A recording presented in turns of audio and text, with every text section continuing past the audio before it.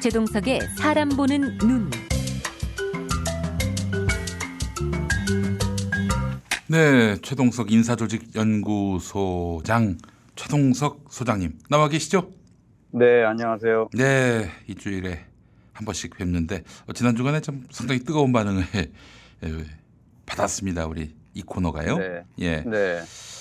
오늘도 아마 굉장히 핫할 것 같다는 생각이 드는데요. 전두환이 롤 모델인 남자 얘기를 하신다고요. 네. 윤석열에 대해서 오늘 얘기하려고 그러는데요. 원래는 제가 원희룡 영양 진단을 하려다가 포기했어요.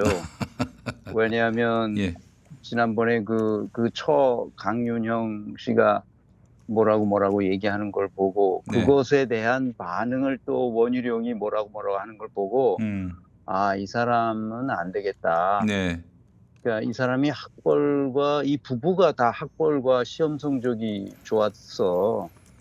사람들이 이 사람을 유능하다고 생각하는 것 같은데 이 사람이 그동안 사회적으로 성취한 걸 과거를 쭉 제가 찾아보니까 성취한 게 없어요. 뭐 사회를 위해서 공익을 위해서 만들어낸 결과가 없단 말입니다. 원희룡이 원희룡이 거의 없어요. 뭐 이 사람의 처에 대해서는 뭐 조사하지 않았지만 네. 한 행태를 보거나 이렇게 했을 때 이 사람도 뭐 비슷할 것 같아요. 네. 그러니까 학벌과 시험 성적이 좋았다는 것이 사회적으로 유능하냐 무능하냐 하는 기준이 될 수 없다는 것을 이 부부가 정확히 보여주고 있습니다. 그러니까 학벌과 시험 성적이 좋아도 사회에서는 아주 무능한 인간들이 아주 많다는 거죠. 네. 그러니까 이제 무능해서 더 이상 영양 진단을 할 필요를 느끼지 못했고요. 그래서 오늘 윤석열에 대해서 이게 뭐 이제 국힘당의 대선 후보가 될 것 같은 느낌이 있잖아요. 지금 여론조사 보면 홍준표가 이제 각축을 벌이고 있는데 네. 그래서 제가 보내준 사진을 좀 올려주시면 좋겠습니다. 네네네 올려주시죠. 예. 네 올라왔습니다. 예, 네. 이게 성취예측 모형에 따른 최고위 공직 적합성을 진단한 결과입니다. 네. 보시면 우선 요 그림을 잠시 설명하고 이제 본론으로 들어갈 텐데요. 이 성취예측 모형은 고위 공직 후보자의 직무 적합성을 진단하는 프로그램이거든요. 네네. 이건 세 가지 요소가 있어야 돼요. 첫째는 과거에 어떤 사건이 있어야 되고 그 사건 속에서 후보자가 어떤 행동을 했는지를 봐야 되고 네네. 그 행동의 결과로 어떤 사회적 공익을 위한 결과물이 있었느냐 하는 세 가지를 보고 판단하는 거거든요.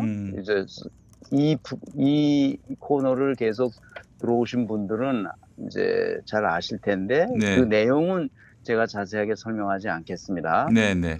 그러니까 결과가 가장 중요하죠. 사회적인 성취가 뭔가 있었어야 됩니다. 이거 없었으면 무능한 거고 있었으면 유능한 게 됩니다. 네. 얼마나 유능하냐에 따라서 이제 판가름이 나는 것인데 이거 아주 대단히 과학적인 모형이라서 선진국에서는 대부분 이거를 쓰고 이제 사람을 선출하거나 임용할 때 쓰는 건데 우리나라에서 이제 인사 분야가 워낙 낙후해서 이것을 사람들이 별로 안 쓰는데요. 네. 그러니까 앞으로는 좀 이걸 쓰도록 제가 계속 얘기를 하겠습니다. 네네. 여기서 이제 이 그래프를 보면 네. 60이 정도 돼야 아주 최고위 공직자로서 적합한 거죠. 네네. 그러니까 60은 기본적으로 넘어야 된다. 네. 그런데 홍준표나 윤석열은 60은커녕 플러스는커녕 마이너스라는 거죠. 그러니까 마이너스라는 의미는 뭐냐면 이 사람들이 공직을 맡으면 사회를 후퇴시킨다는 거예요. 네네네. 얼마만큼 후퇴시킬 것이냐? 윤석열은 마이너스 38만큼 후퇴시킨다는 거예요. 이 38이 그래요. 뭐냐? 그런 뜻이구나. 네, 마이너스 38이 뭐냐? 그게 지수예요, 지수인데 네. 확률이라고 부르는 사람들도 있는데 저는 확률보다는 지수에 해당돼요. 그러니까 한반도의 문명을 후퇴시킨다는 거죠. 38만큼이나 후퇴시켜요. 이게 이제 이제 최고가 이제 100이죠. 네. 그래서 60은 넘어야만 되는 거고 고위 공직은 한 50이 넘어도 되고 한 중간 간부 정도가 되면 네. 뭐 중앙정부에서 한 과장급 이상 되면 한 40 정도만 넘어도 돼요. 네. 그럼 이제 공직자로서 적합하죠. 근데 그 이하로 떨어지면 공직자로서 적합하지 않습니다. 그 말하자면 조직에 예, 조직에 손해를 끼친다. 그러니까 손해는 끼치지 않지만 플러스가 되면 손해는 끼치지 않는데 무능한 사람이 되는 거죠. 네. 그런데 기준 이하 여기서 말하는 이 홍준표나 윤석열은 마이너스로 내려갔기 때문에 그 조직을 우그러뜨리거나 퇴화시키거나 퇴행시키는 그런 결과를 가져오기 때문에 굉장히 위험한 사람들이다 이렇게 네. 말할 수 있습니다. 아, 알겠습니다. 그래서 우리나라가 인사 시스템이 제대로 갖춰지지 않았기 때문에 이렇게 인사 실패를 계속하고 있거든요. 네. 왜냐하면 이런 과학적인 프로그램에 따라서 진단을 하지 않고 그냥 겉모습으로 예를 들어서 좋은 학교 나왔다, 학교 성적이 좋다, 무슨 시험에 통과했다, 그러면 그 사람을 유능하다고 보는 거거든요. 네네. 그래서 항상 이 인사 실패가 나타나는 거예요. 유능함과 무능함을 구분하는 기준이 학벌이나 시험 성적이면 안 된다는 걸 말하는 거예요. 네. 그럼 뭘 봐야 되냐? 결과를 봐라 이거야, 결과. 유능과 무능의 기준은 철저하게 결과를 보는 거예요. 과거에 이 사람이 무슨 결과를 공익을 위해서 냈느냐, 그걸 진단하고 이 사람이 어떻게 해서 그런 결과를 냈을까? 네. 이거를 이제 해석하는 거죠. 그래서 마이너스로 간다는 것은 공적 마인드가 없다는 증거이기 때문에 그 조직에 해악을 끼칩니다. 그러니까 굉장히 위험하죠. 그러니까 이런 윤석열이나 홍준표 같은 경우 특히 윤석열은 문제가 심각합니다. 네. 그래서 이런 사람이 조직을 맡았을 경우에 조직은 아까 말씀드린 대로 조직을 퇴화시킨다, 후퇴시킨다. 네네. 그런 분명히 말씀을 드리고 이제 윤석열 본론으로 들어가 보겠습니다. 예. 자, 본론의 핵심 포인트는 제가 윤석열을 이거 해야 되겠다 이렇게 말하게 된 계기는 네. 전두환을 찬양하는 사건이 있었어요. 네. 잘 아시다시피 네. 10월 19일 날 부산 해운대 당원협의회에서 말한 건데 전두환을 찬양했거든요. 네. 아니 이 윤석열은 뭐 망언 퍼레이드가 쭉 있어 왔잖아요. 네. 그런데 이 피날레로 이 뭡니까 전두환을 찬양하는 말을 해요. 네. 전두환 대통령이 잘못한 부분이 있지만 군사 쿠데타와 5.18만 빼면 네. 정치는 잘했다고 말하는 분들이 많다. 호남에서도 그렇게 말하는 분들이 꽤 있다. 네. 이렇게 얘기를 해요. 네. 뭐 정확하게 워딩이 같은지는 모르지만 제가 알아듣기로는 그렇게 말하는 건데 이 사람은 전두환이 뭘 했는지 전혀 모르고 있는 거예요. 네. 전두환이 어떤 사람인지 알았다면 이런 말을 절대로 할 수 없죠. 그렇죠. 12.12 군사 쿠데타로 권력을 찬탈합니다. 그다음에 80년에 5.18 광주 학살을 일으킵니다. 광주 학살이 일어나자 이것을 내란이라고 하면서 권력의 정당성을 확보하기 위해서 김대중을 그 내란의 주모자로 몰아버려요. 그렇죠. 그래서 김대중을 내란 음모 사건으로 조작합니다. 그래서 김대중과 관련 있던 수많은 사람들을 잡아들여서 고문하고 그래서 그렇죠. 김대중이 그 5.18의 주모자인 것으로 법정에 세웁니다. 알다시피 전두환에 대한 찬양은 바로 이런 행위를 찬양하는 거예요. 그러니까 뭐 헌법 파괴에다가 민주주의 파괴 이거 뭐 전두환을 옹호한다는 것 자체가 이거는 대선 주자가 될 자격이 없는 거 아닙니까? 그때 당시 조중동은 네. 북한의 기관지가 김일성을 찬양하는 것 이상으로 전두환을 찬양했습니다. 그 놈들도 이제 퇴출시켜야 될 놈들이에요, 사실. 그렇죠. 네. 제가 그때 한국은행에 있을 때인데 네네네. 그때 그 사정을 아주 정확하게 알죠. 음.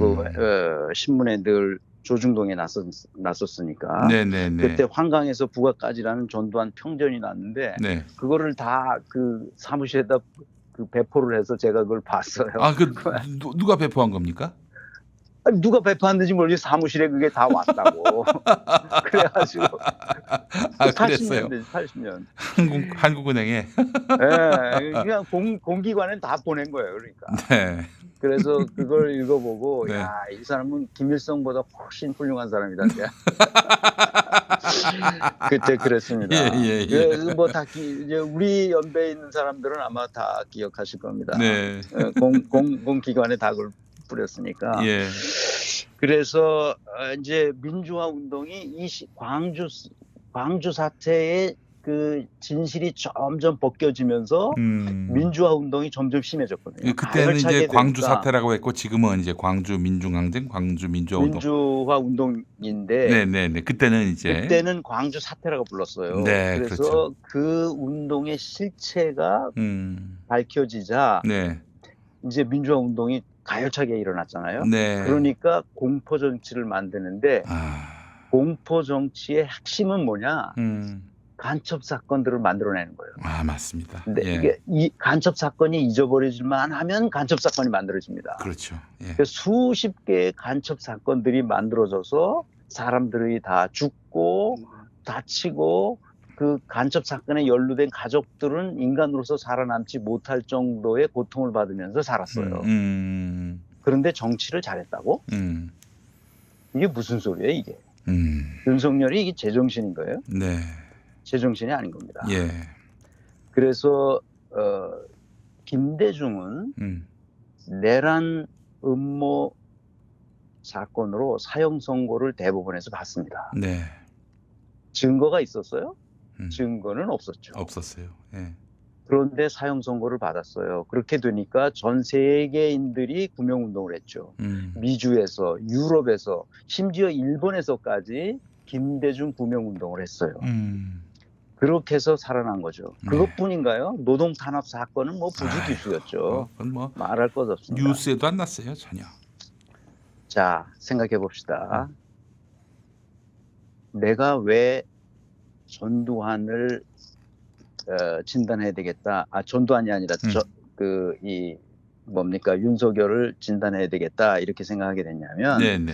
윤석열이 과거를 들여다보면 네. 전두환의 행태와 똑같습니다. 보세요. 네. 윤석열이 조국 장관이 취임하기도 전에 네. 안 된다고 그랬는데 취임했어요. 그러니 장관뿐만 아니라 그 일가족과 그 친척들까지 도륙하다시피 했는데 내란 음모 사건을 수사하는 것보다 더 방대한 수사력을 동원해서 그 일가족을 도륙하다시피 했고. 그리고 실제로 자기 상사였던 정승화 육군참모총장이 자기한테 좀 인사상 불이익을 줄 것 같으니까 정승화를 쫓아낸 거 아닙니까? 12.12로. 가두었죠. 네. 잡아다 가두었어요. 네. 무간지옥으로 빠뜨렸어요. 네. 그런데 그 핑계가 뭐예요? 그 뭐 정당성을 확보해야 되잖아요. 그렇죠. 전두환이 했던 거와 마찬가지로 자기 권력의 정당성, 자기가 수사의 정당성을 확보하기 위해서 한 행태가 뭐예요? 사모펀드에 투자했다는 거예요. 네. 사모펀드로 투자해가지고 그 돈으로 대선 자금을 모으고 있다. 조국이 그러고 있다. 그런 거 아니었어요? 네. 그런데 사모펀드는 조사하면 조사할수록 아무것도 안 나오는 거예요. 결국 낭설로 드러났어요. 증거가 하나도 없는 거예요. 예.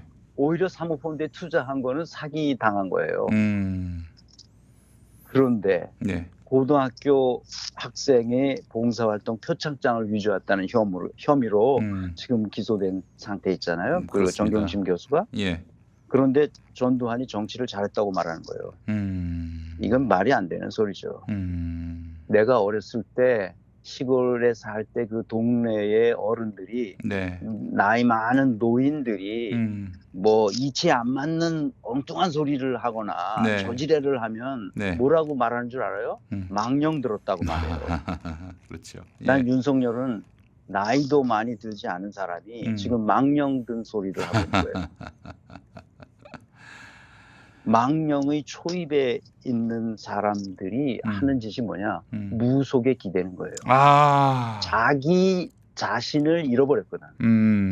자기 상실 상태에 있는 사람들이 자기 스스로를 뭐 어떻게 해야 될지 모르니까 네, 그 무속에 의지해서 그런 짓을 하는 거예요. 네, 전두환은 정치만 개판으로 한 게 아니에요. 네, 전두환 일가가 끌어모은 천문학적인 불법 자금은 생각해 보세요. 권력을 사유화했거든요. 네. 이게 바로 뭐냐? 패밀리 비즈니스를 한 거예요. 어, 권력을 사유화하여 패밀리 비즈니스를 했기 때문에 천문학적인 불법 자금을 모았어요. 네, 그 가족이. 그래서 예. 지금도 아들들이 그 굉장한 자산가로 살고 있잖아요. 그렇습니다.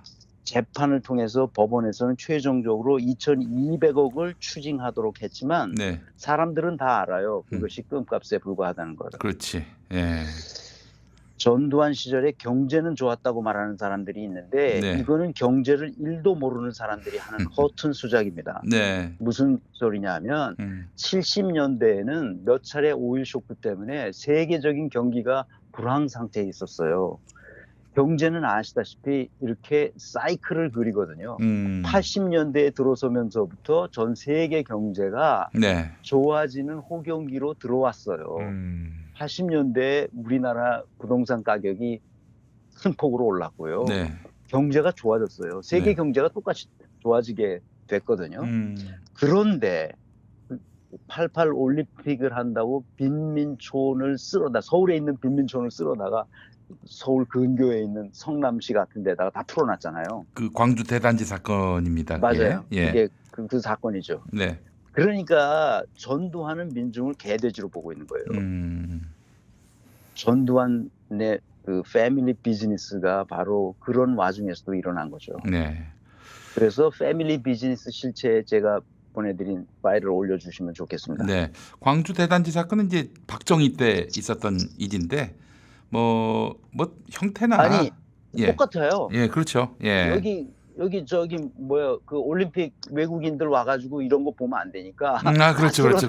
또 성남시에다 갖다 뿌려놨다니까. 네, 펜스를 가리고 그래서 일조권 침해하고 아유 제가 살던 동네도 그랬습니다. 그 올림픽 그 배구 경기장 맞아요. 뭐 저기 세운다고 그 주변에 이런 영세민들 일조권도 다 그냥 강탈해 버리고 전두환 수법 참 무식했지요, 진짜. 예. 정말 그 무자비한 인간이었죠. 네. 자, 패밀리 비즈니스 그 사진도 하나 올려주세요. 네네 올라왔습니다. 예. 윤석열이 대선 레이스를 뭐라고 그러냐면 대선 레이스를 패밀리 비즈니스라고 대답했잖아요. 그랬죠. 예. 대통령이라는 직무를 패밀리 비즈니스라고 생각하고 있어요. 이 사람은. 뭐 아주 적나라하게 이제 뭐 본심을 네. 드러냈어요. 예. 그래서 이것은 음. 첫 번째로 전두환의 공포 정치를 자기가 하겠다는 것이고 네. 두 번째는 천문학적인 비자금을 끌어모으겠다 하는 이야기를 하고 싶은 거예요. 근데 이게 숨길 수가 없는 거야. 네. 왜냐하면 자기 내심이 그렇거든. 그러니까 툭툭 망언들이 툭툭 나오는 거예요, 계속. 네. 근데 그게 내심의 본래 그렇게 생각하고 있는 거예요. 그 실수로 나왔든 의도적으로 나왔든 상관없이 이 사람은 전두환을 롤 모델로 삼고 있는 거예요. 롤 모델의 원조가 누구냐? 이 패밀리 비즈니스의 원조가 바로 전두환이거든요. 그 전두환의 패밀리 비즈니스를 네. 다시 살린 사람이 누구냐? 네. 이명박이에요. 이명박 씨였죠. 예. 이명박의 모형을 사실상 그대로 가져온 게 박근혜입니다. 박근혜는 자식이 없으니까 네. 그 누구를 데려왔어요? 최순실을 데려왔고 정유라를 데려온 거예요. 예. 그래서 같이 꿍짝꿍짝 한 거죠. 이게 패밀리 비즈니스거든요. 생각해 봅시다. 윤석열이 전두환을 자신의 롤 모델로 삼는다는 말이 이게 내가 그냥 지어내서 뇌피셜로 말하는 게 아니고 네. 이 사람의 과거를 보면 그럴 수밖에 없다는 거지. 과거의 행동은 미래에 반드시 재현되거든요. 네. 그렇기 때문에 패밀리 비즈니스로 이 사람은 생각하는 거예요. 내가 또 왜 이 사람이 패밀리 비즈니스를 생각하는지를 한 예만 더 들어드리겠어요. 네네네.